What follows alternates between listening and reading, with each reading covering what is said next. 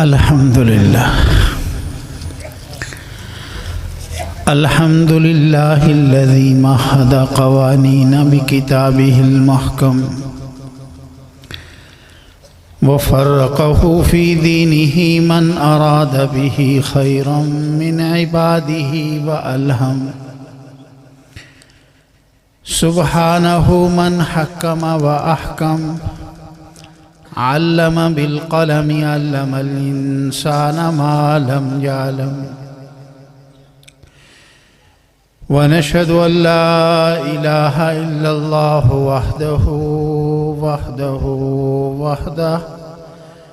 وحده لا شريك له شهادة تهدي إلى الطريق الأقوم وصلى الله تعالى عليه وعلى آله وصحبه وسلم أما بعد فقد قال الله تبارك وتعالى صاحب الجود والكرم أعوذ بالله السميع العليم من الشيطان الرجيم بسم الله الرحمن الرحيم اقرأ باسم ربك الذي خلق الإنسان من علق اقرأ وربك الأكرم الذي علم بالقلم علم الإنسان ما لم يعلم وقال النبي صلى الله عليه وسلم خيركم من تعلم القرآن وعلمه صدق الله العلي العظيم وصدق رسوله النبي الكريم ونحن على ذلك لمن الشاهدين والشاكرين والحمد لله رب العالمين. درود شریف. اللهم صل على محمد وعلى آل محمد كما صليت على إبراهيم وعلى آل إبراهيم إنك حميد مجيد. اللهم بارك على محمد وعلى آل محمد كما باركت على إبراهيم وعلى آل إبراهيم إنك حميد مجيد.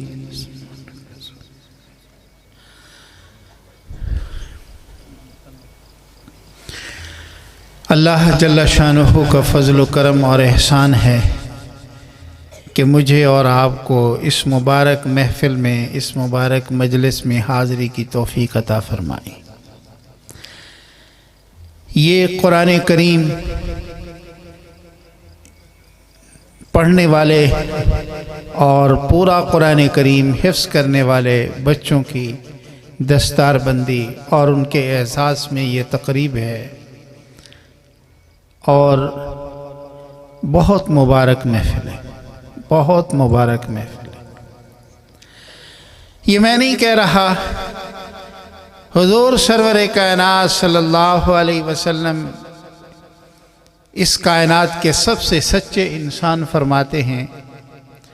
کہ تم میں سے سب سے بہترین انسان کون سا ہے کہ جو علم دین پڑھے اور پڑھائے، اور قرآن کریم تو اس کا سرچشمہ ہے. جو قرآن کریم پڑھتا اور پڑھاتا ہے وہ سب سے افضل کام کر رہا ہے. بلکہ میں ان بچوں کو کہتا ہوں کہ ہمیشہ یاد رکھا کرو کہ دنیا کے جتنے بھی کام ہیں، ہزاروں لاکھوں کروڑوں کام، ان میں سے سب سے افضل کام تم کر رہے ہو. اس لیے کہ حضور سرور کائنات صلی اللہ علیہ وسلم نے یہی ارشاد فرمایا. قرآن کریم کا ایک لفظ پڑھنا یہ دنیا و ما فیہا سے بہتر ہے. اور ایسی مجلس کہ جس میں اللہ کا ذکر ہو رہا ہے، اللہ کے دین کی باتیں ہو رہی ہیں، اللہ جل شانہ کی کلام قرآن کریم، قرآن مجید کا ذکر ہو رہا ہے، وہ مجلس اتنی بابرکت ہوتی ہے ایسی بابرکت ہوتی ہے۔ حدیث پاک میں آتا ہے کہ اس مجلس میں بیٹھنے والے تو خیر و برکت حاصل کر ہی رہے ہوتے ہیں۔ اس مجلس میں اسی تذکرے کو سننے کے لیے، دین کی باتیں سننے کے لیے اور قرآن و حدیث کو سننے کے لیے جو آئے ہیں وہ تو اللہ کی رحمت کو سمیٹ ہی رہے ہیں، لیکن اگر کوئی اتفاق سے گزرنے والا اپنے کسی کام سے اس مجلس میں آ جاتا ہے تو وہ بھی خیر و برکت سے محروم نہیں ہوتا۔ حدیث پاک میں آتا ہے، حضور سرور کائنات صلی اللہ علیہ وسلم نے ارشاد فرمایا کہ اللہ پاک کی طرف سے ایسے لاکھوں فرشتے مقرر ہیں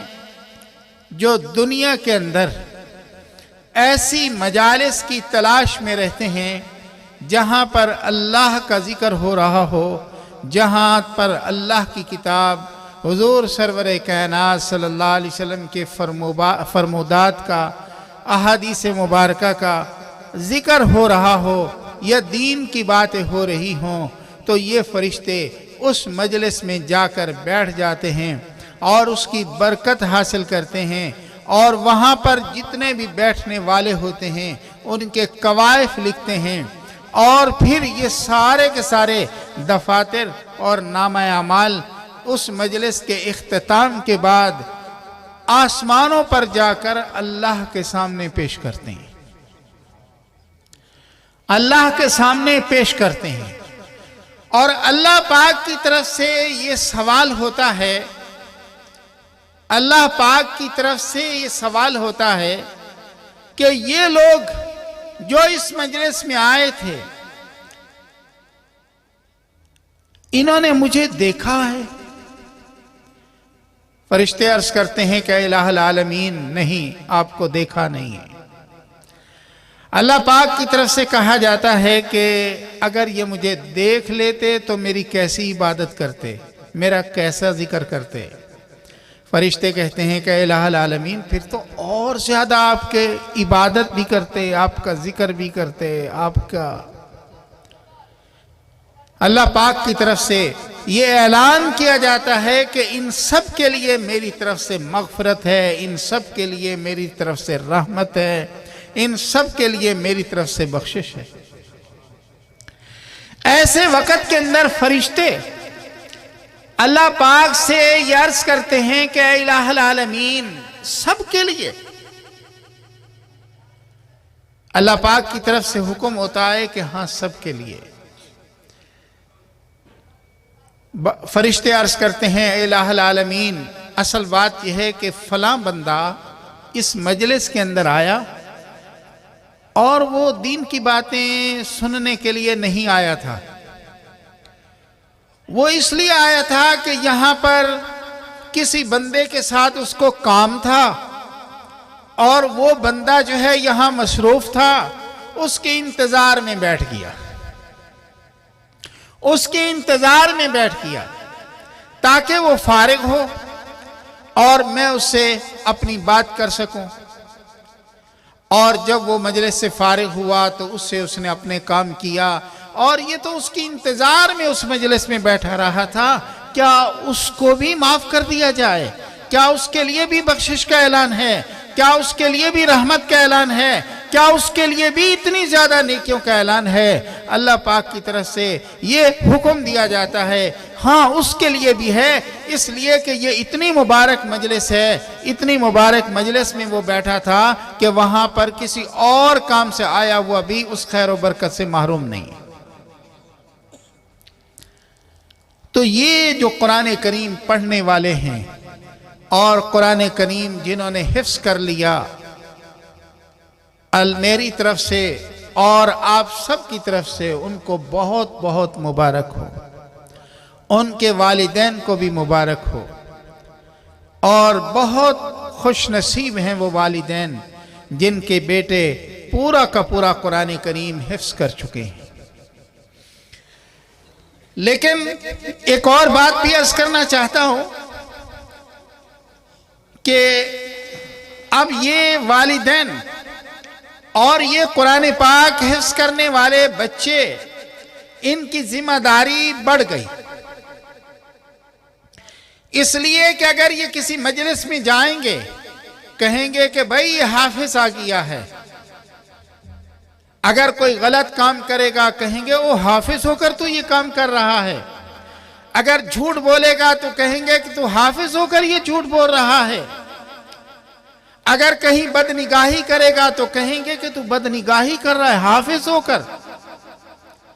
اور اسی طریقے سے ان کے والدین کی بھی ذمہ داری بڑھ گئی، اس لیے کہ کہا جائے گا کہ تیرا بیٹا حافظ ہے پھر بھی تو جھوٹ بول رہا ہے، تیرا بیٹا حافظ ہے پھر بھی تو غلط کام کر رہا ہے، تیرا بیٹا حافظ ہے پھر بھی تو نماز نہیں پڑھ رہا، تیرا بیٹا حافظ ہے پھر بھی تو اچھا کام نہیں کر رہا، تیرا بیٹا حافظ ہے پھر بھی تو کسی کو ستا رہا ہے، کسی کو برا بلا کہہ رہا ہے، تو یہ ذمہ داری بھی بڑھ جاتی ہے۔ اس لیے کہ کپڑا جتنا زیادہ سفید ہو جاتا ہے اس پر داغ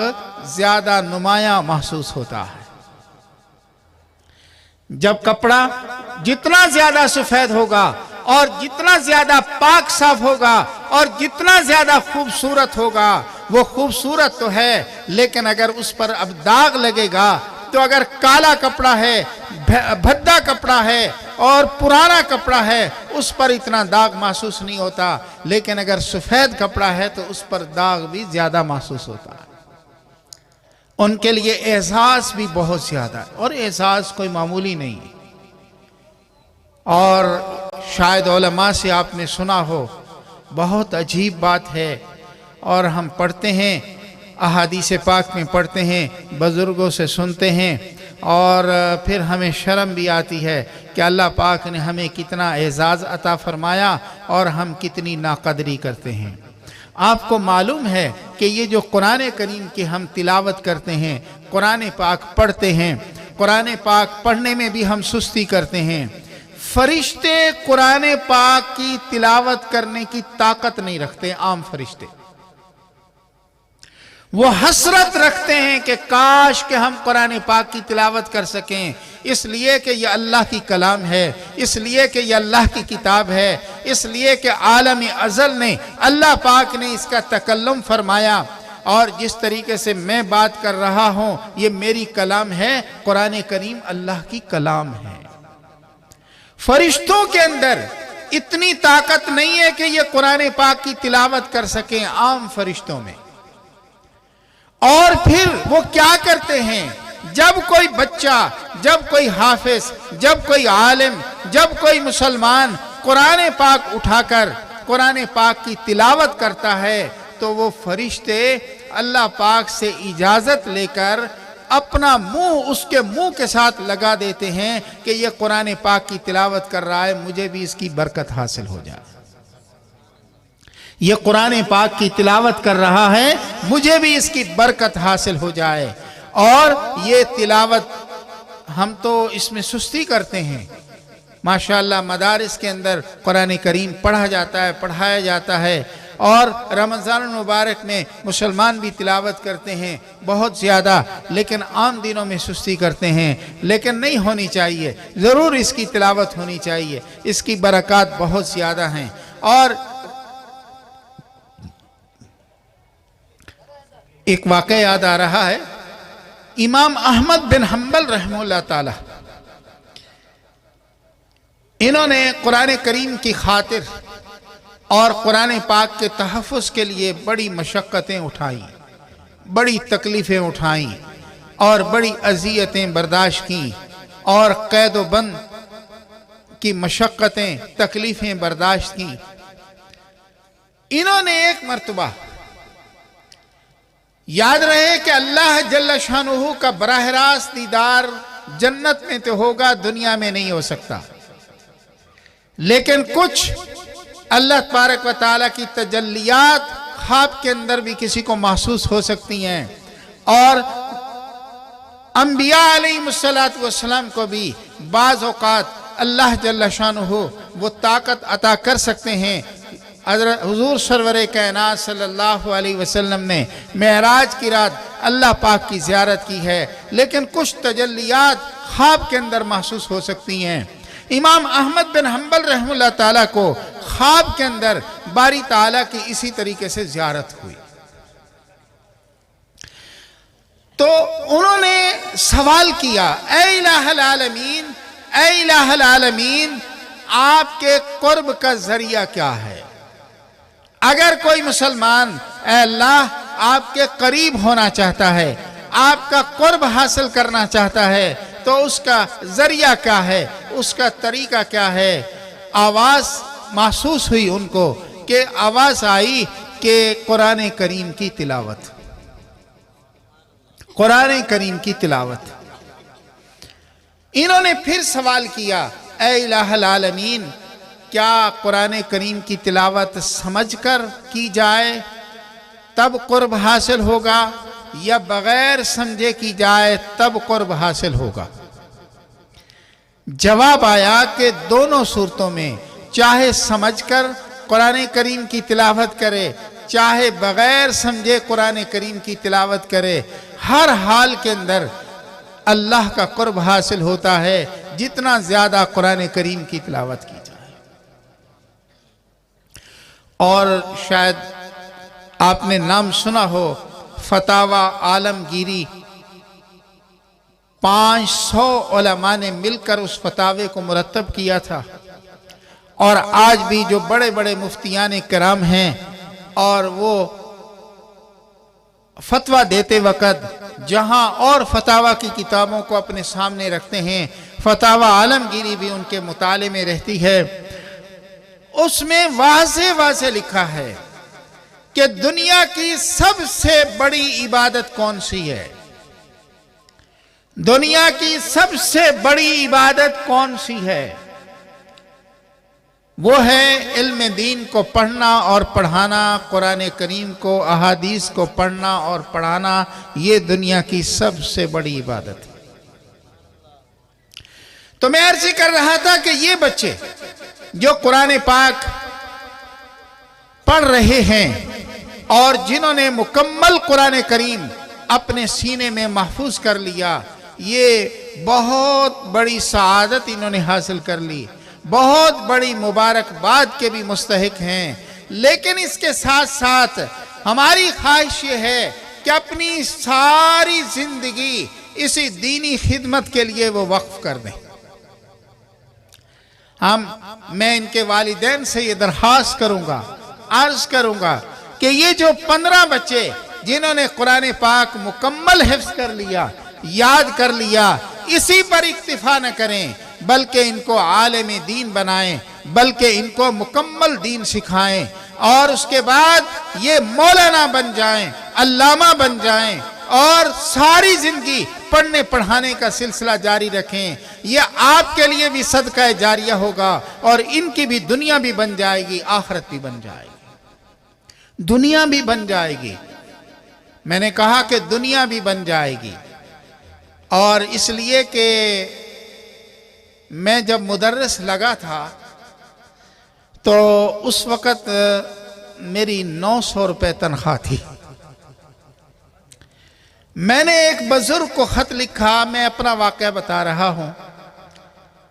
اور بزرگ کون؟ حضرت مولانا عزیز الرحمن ہزاروی نور اللہ مرقدہ۔ وہ دارالعلوم کبیر والا میں تشریف لاتے رہتے تھے، تو میں نے ان کو ایک خط لکھا، اور آج بھی میرے پاس وہ خط پڑا ہے۔ میں نے کہا کہ میری تنخواہ جو ہے وہ 900 روپے ہے، اور اس میں میرا کیسے گزارا ہوگا؟ میرے تو اور کوئی وسائل بھی نہیں ہیں، کوئی اور آمدنی کا ذریعہ بھی نہیں ہے، کوئی زمین بھی نہیں ہے، کسی طرح کا کوئی کاروبار بھی نہیں ہے، اور 900 روپے تنخواہ ہے، میرا کیسے گزارا ہوگا؟ ان کا جواب آیا، انہوں نے لکھا کہ مولوی صاحب، اخلاص کے ساتھ اللہ کی رضا کے لیے دین کا کام کرتے رہو، پڑھتے رہو، پڑھاتے رہو، اور کبھی بھی کوئی پریشانی آئی اللہ پاک اس کو ضرور پورا کریں گے۔ اور یہ الفاظ ان کے لکھے ہیں۔ میں اگلے دن بھی وہ خط پڑھ رہا تھا تو مجھے حیرانی ہوئی۔ انہوں نے لکھا کہ اگر کبھی ایسا ہو کہ اللہ پاک تمہاری ضرورت پوری نہ کریں اور میں مر جاؤں تو میری قبر پر آ کر تھوک دینا۔ یہ ہو نہیں سکتا کہ کوئی بندہ دین کی خدمت کرے اور دین کا کام کرے اور اللہ پاک جو ہے وہ اس کی ضرورت پوری نہ کرے۔ اور میں سوچ رہا تھا کہ ہمارے اندر تو کامل اخلاص نہیں ہے اور پھر بھی ہماری ضروریات پوری ہوتی ہیں اور ہو رہی ہیں، ایسے ہو رہی ہیں خود ہماری سمجھ میں یہ بات نہیں آتی،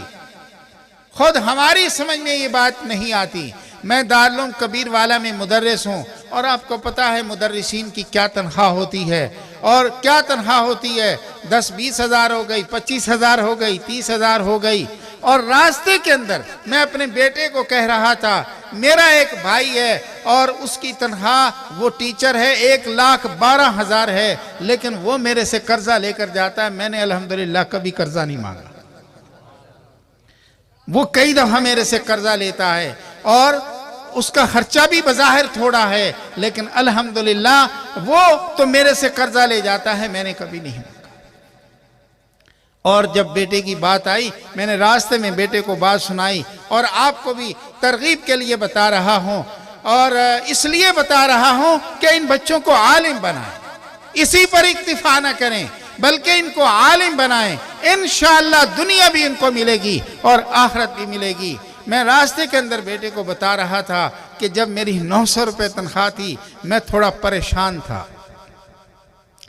اور اپنے ایک خالہ زاد بھائی کے ساتھ میں لاہور کیا اور لاہور کے مال روڈ پر وہ میرے ہاتھ کے ساتھ ہاتھ ملا کر چل رہا تھا اور میرے ذہن کے اندر وہی باتیں آ رہی تھیں کہ کیا سراج، کیا ہے 900 روپے تنخواہ ہے اور روٹی کہاں سے پوری ہوگی،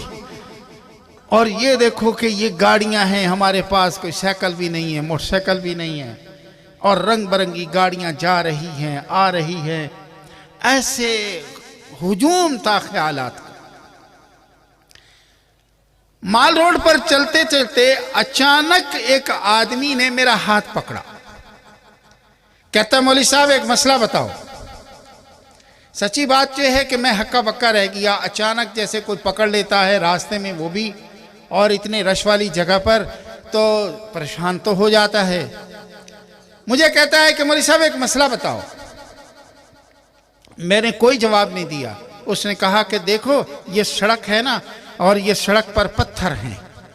اور یہ پتھر ہیں، ان کو ہم ٹھوکرے مار رہے ہیں، ان کی کوئی وقت نہیں ہے اور کوئی حیثیت نہیں ہے، ہیں تو یہ بھی پتھر، لیکن ایک اور پتھر بھی ہوتا ہے اور وہ ہوتا ہے کہ جو بادشاہوں کے تاج کی زینت بنتا ہے۔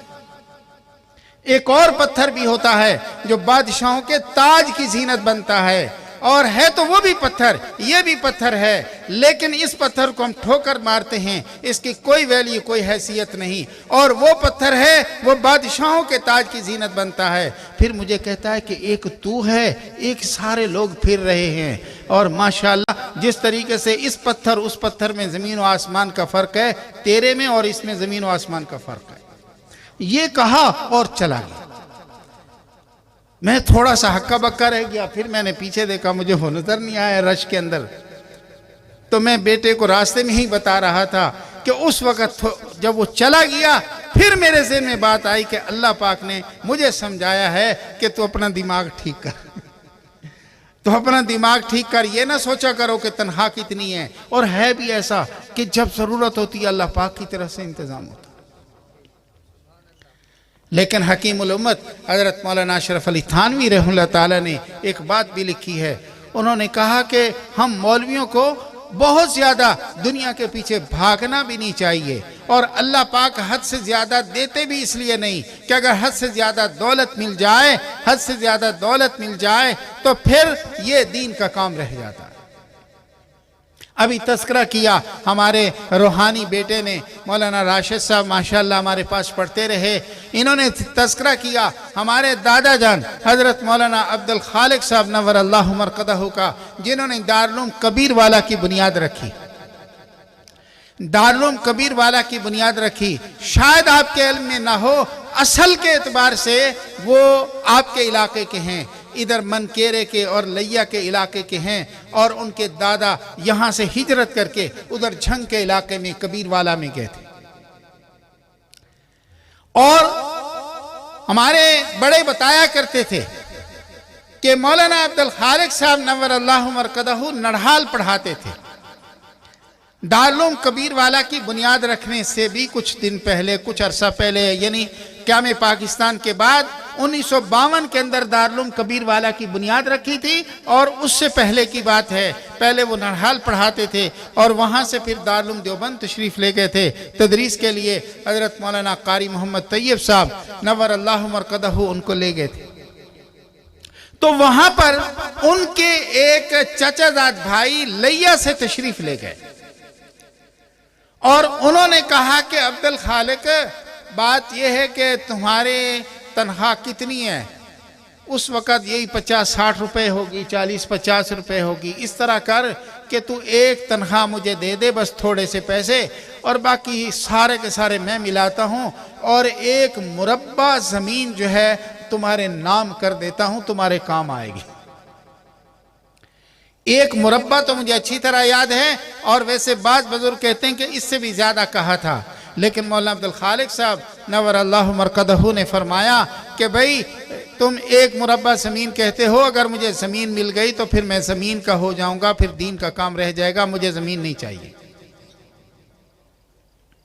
اور ایک مرلہ بھی نہیں لی، اور پھر اللہ تعالیٰ نے دین کا کیسا کام لیا۔ دارالعلوم کبیر والا جتنا بھی کام ہو رہا ہے، ہم سب سمجھتے ہیں کہ اس کی بنیاد رکھنے والے کو بھی انشاءاللہ اس کا ثواب مل رہا ہے۔ ان کی علمی صلاحیت، کچھ عرصہ پہلے حضرت مولانا عبد القادر آزاد رحمہ اللہ تعالیٰ بادشاہی مسجد کے خطیب، آپ نے نام سنا ہوگا، ان کے بھائی ہیں پیرزادہ عبد الخالق، اور وہ کراچی میں ہوتے تھے، اور وہاں سے سینیٹر بھی منتخب ہوتے تھے، اور اب وہ اسلام آباد میں ہوتے ہیں۔ تو وہ ایک دفعہ کبیر والا تشریف لائے،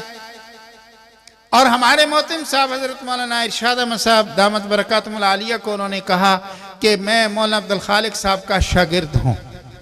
اور یہاں پڑھتا رہا ہوں، اور میں چاہتا ہوں کہ ان کی کوئی خاندان کا کوئی بندہ یہاں پر مدرس ہے تو مجھے اس سے ملواؤ۔ استادوں نے مجھے بلایا اور میری ان سے ملاقات ہوئی۔ انہوں نے بتایا کہ بھائی بات یہ ہے کہ میں جامعہ ازہر مصر کی یونیورسٹی میں وہاں فاضل ہوں، پی ایچ ڈی کی ہے، پھر وہاں پر میں پروفیسر رہا ہوں کافی عرصہ، پھر انڈونیشیا اور ملائیشیا کی فلاں یونیورسٹی کے اندر بھی میں نے پی ایچ ڈی کی، اور پھر ان کی یونیورسٹیوں کے اندر بھی پروفیسر رہا ہوں، اور اس طرح انہوں نے بہت ساری یونیورسٹیوں کے نام لیے اور کہا کہ وہاں میں پڑھاتا رہا ہوں، لیکن اب جو ہے میں اسلام آباد کے اندر اپنا کوئی ادارہ بنا رہا ہوں۔ لیکن مجھے کہتا ہے کہ مولوی سراج، میں قسم اٹھا کر کہتا ہوں کہ میں دنیا کے اندر ہزاروں پی ایچ ڈی کو ملا ہوں، ہزاروں سکالر کو ملا ہوں، جامعہ ازہر کی یونیورسٹی کے سکالر کو ملا ہوں، ملائیشیا، سعودی عرب فلاں کے سکالرز کو ملا ہوں، لیکن آج بھی میں قسم کھا کر کہتا ہوں کہ عبد الخالق کے اندر، مولانا عبد الخالق صاحب کے اندر جو تحقیق کا مادہ تھا وہ مجھے کہیں بھی نہیں ملا، جو ان کی علمی صلاحیت تھی وہ مجھے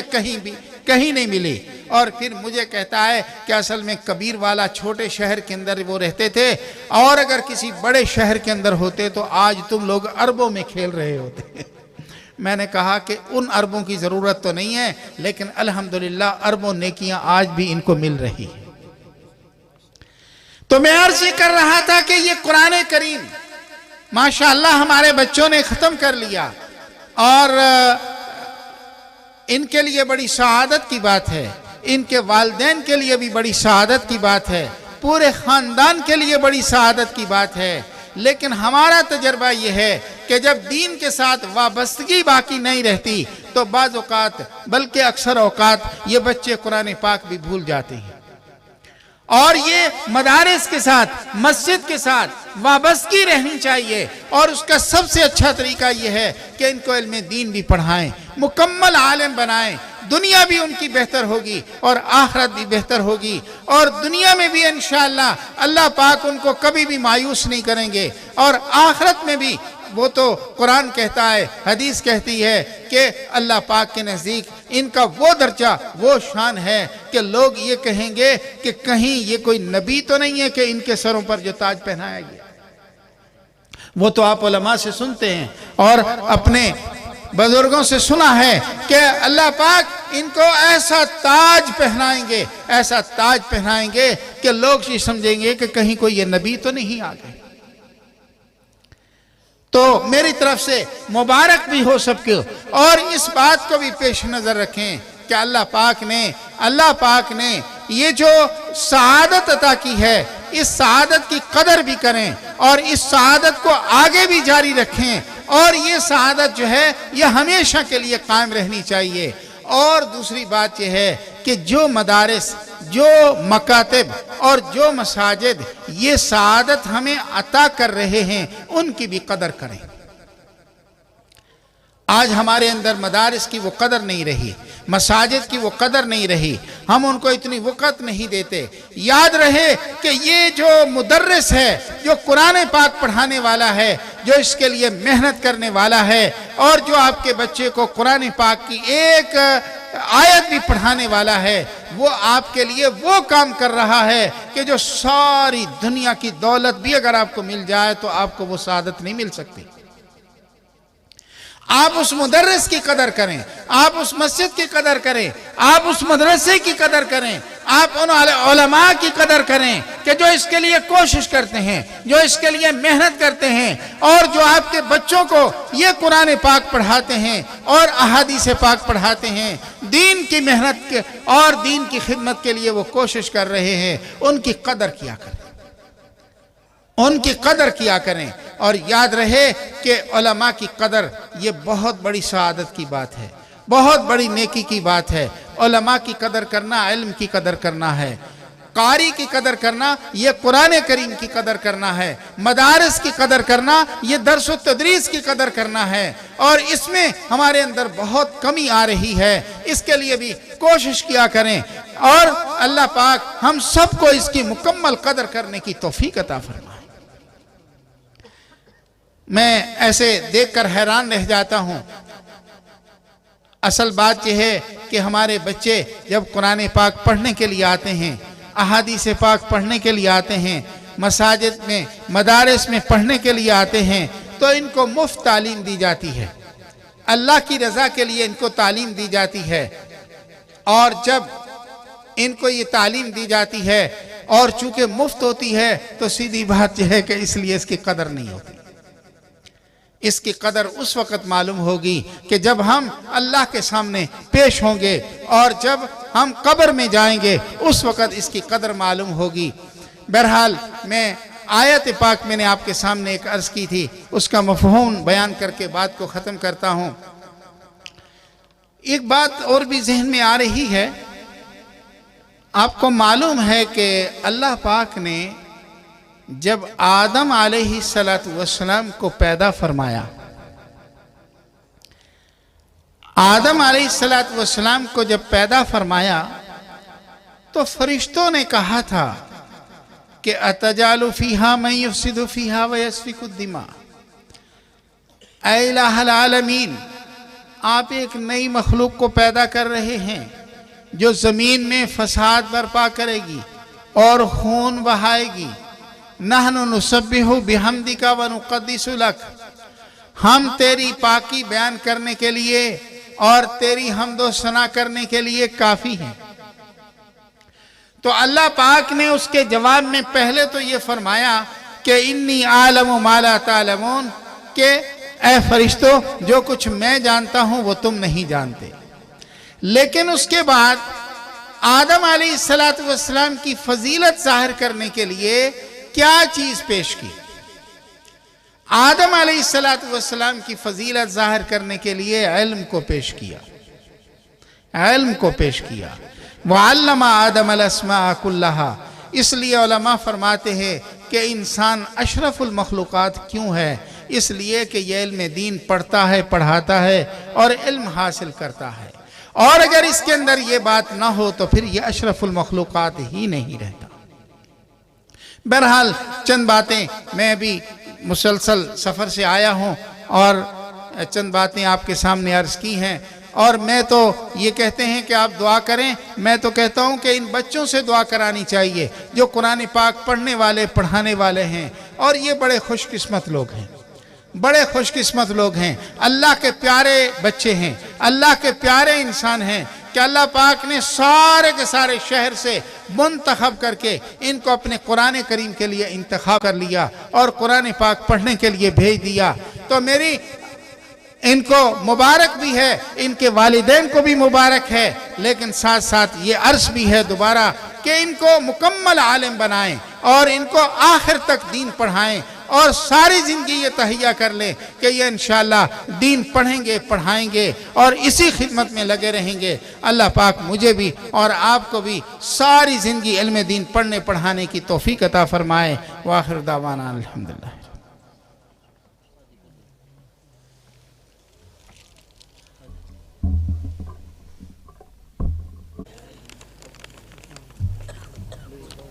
جی پہلے طالب علم ہیں، آگے تھوڑا سا بس آگے آ جائیں، بس آپ نے تکمیل کر لیں گے سر جی، آپ بچے کو رومال باندھ لیں، آپ بیٹھیں سر جی، آپ سے زیادہ جوان بیٹھ سکتے ہیں۔ السلام علیکم حضرت۔ طالب علم ہیں محمد حنظلہ بن محمد اشفاق، محلہ فاروق آباد دریا خان سے، جی آ جائیں جلدی جلدی۔ اس کے بعد پھر حافظ منیر صاحب، اور اس کے بعد انشاءاللہ شورکوٹ سے تشریف لائے ہوئے ہمارے خصوصی مہمان خطیب حضرت مولانا ابو بکر شاہ صاحب خطاب فرمائیں گے، اور انشاءاللہ پھر دعا ہو جائے گی۔ جی آ جائیں محمد احمد بن محمد منور، حافظ محمد احمد بن محمد منور، محلہ اسلام نگر دریا خان۔ انہی کے دوسرے بھائی ہیں حافظ عبد الحنان بن محمد منور، محلہ اسلام نگر دریا خان۔ جی چوتھے حافظ القرآن ہیں محمد یعقوب بن عبد الرزاق، ڈیرہ اسب خان دریا خان۔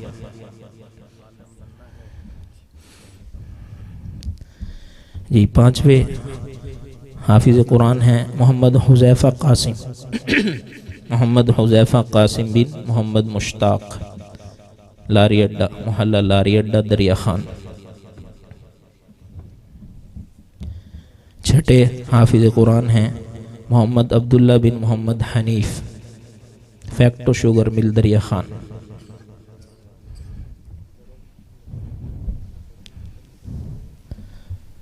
جی ساتویں حافظ القرآن ہیں محمد علی بن عبد الستار، جھوک کھچیاں والا دریا خان۔ جی آٹھویں فارغ التحصیل حافظ قرآن محمد مزمل بن محمد اسماعیل، محلہ مہرآباد دریا خان۔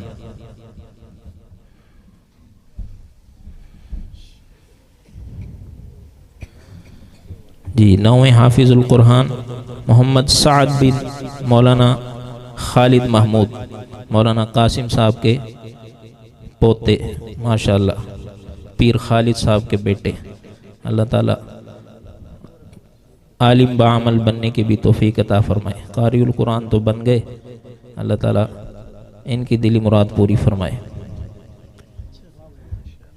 جی دسویں حافظ القرآن امان اللہ بن ہیبت خان، امان اللہ بن ہیبت خان، محلہ فاروق آباد دریا خان۔ جی گیارہویں حافظ القرآن ذکاء الحسن بن محمود الحسن، بستی شہانی ضلع بکھر۔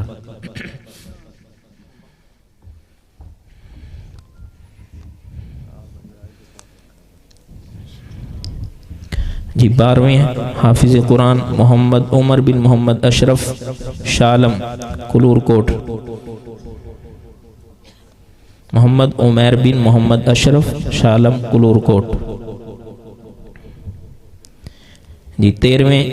نوید الحسن بن عبد العزیز، انگرا ڈگر دریا خان۔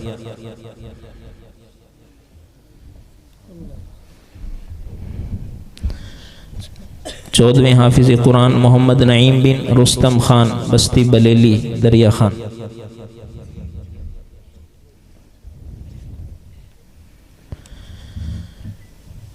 جی 15ویں آخری حافظ القرآن محمد جیشان بن غلام شبیر بستی بھون دریا خان۔